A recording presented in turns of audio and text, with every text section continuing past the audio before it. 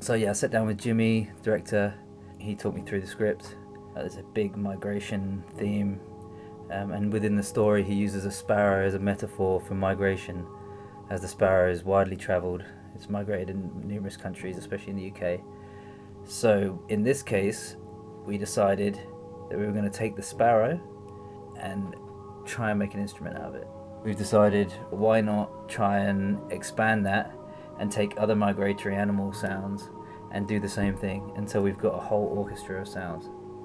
And that's how we came up with this unique sound palette that's specific to this movie. So best practices for working in Logic Pro X with movies. You're going to want to change the sample rate straight away to 48k. Video works in 48k audio, so anything you import from an OMF file or AAF file is going to be out of time if you don't do that, so do that. The next thing I do is I request an OMF from the editor. You need to get your editors to tick the encapsulate audio box, otherwise the file won't import correctly. The next thing after that is I set up cue points. So you can see here I've got each cue point set up with a marker so I can see exactly when the music comes in and out. So talk to your director and ask where they want those cue points to be. The next thing I do is I set my headroom. So I'd come to the mixer and I would pull all of my faders down. Give myself -5.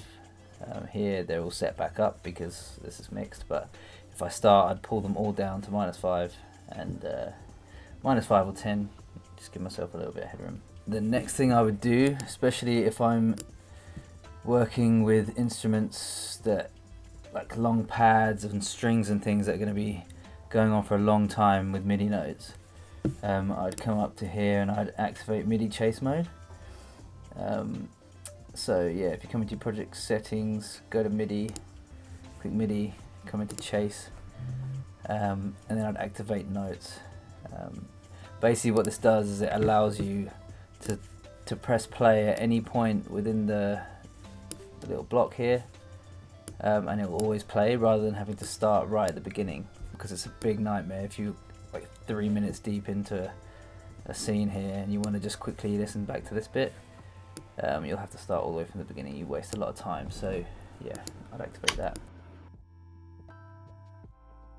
For this movie we created all our own instruments, and the way we did that was using a process, and the process was essentially taking different animal sounds, putting them in samplers, changing the octaves, changing the pitches, looping them up in different ways until we had some sort of sound that we liked. One of the main sounds in the intro actually is a waterfowl and a bat combined together.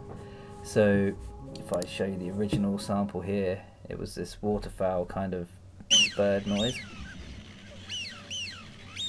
Okay, and then once I'd done all my processing,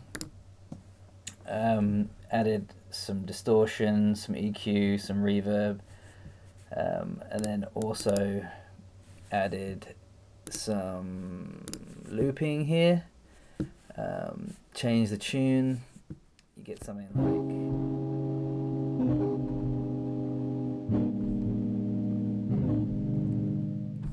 so yeah, pretty cool.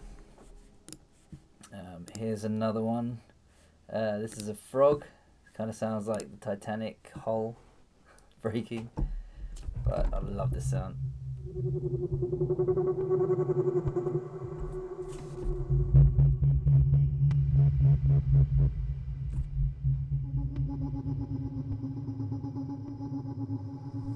We weren't actually going to use that as one of the sounds that I'd missed off, and then Jimmy told me there was something missing in the final element of the film, and that is what we used in the end, and it worked perfectly. We've got the humpback. This plays quite a pivotal role in the interview scene. This is a low-pitched kind of sound, but again, all these sounds are created in the same process that I did for the waterfowl bat. So you can see here again some looping here. Now this one is really quite dark. Here's a little snippet of this. And then when you play that really low pitch, it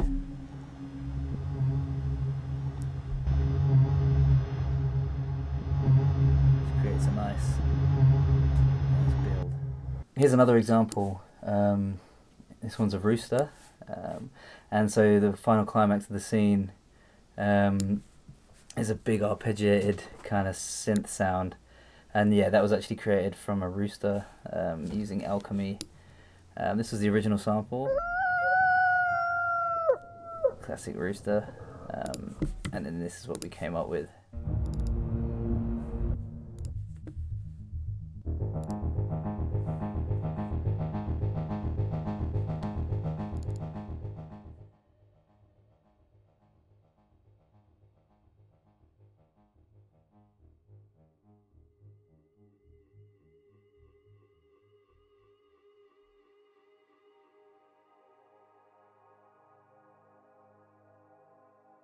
Go-to plugins for me on this one, I have a little thing called SonarWorks here. This is perfect. It essentially calibrates my room profile and smooths out all the bad parts of my room. So if you haven't got the greatest of rooms for working in, get this. The go-to plugins on this one, hands down, were Contact, Native Instruments Contact, and Alchemy. These are the go-to samplers I use for this. In terms of reverb, Valhalla, Shimmer, I use a lot. Yeah, a lot of the inbuilt plugins for Logic, because I want things to run smoothly. I don't want to run into issues, and they work fine. So EQs, compression, that kind of thing. Creative filter, I like Soundsmiths stuff a lot. Fab filter, of course. Saturn. What else we got here? Trash, yeah. Isotope trash. Gotta get that distortion in. In terms of how everything went, I was given a rough cut. I actually knew about the story way before, and we had conversations about what we wanted to do with the score. But when it actually came to writing, I got the rough cut and then started to jam ideas out using the waterfowl bat kind of organ as like a starting instrument. Came up with a general direction and then kind of went from there. So for the parts of the film that had dialogue and needed underscore, it's important not to conflict too much with the dialogue, but try not to get too hung up on that, because it can really hinder your creativity in some areas. Having worked for 4 years within the company and amongst the kitchen staff, I have developed strong communication skills. What? Relax, you'll be fine. And if you've got a good mixer, they can try their best to carve it out, and you can always change it. So the best thing to do, I find, is to write. Once you have something, put the dialogue on, have a listen, and make choices based on that. And that's how I use samples to score the film The Sparrow. Check it out, let me know what you think, drop me a comment, hit up the socials, show some love to the crew on the film. Everyone worked really hard on it. Thanks for watching.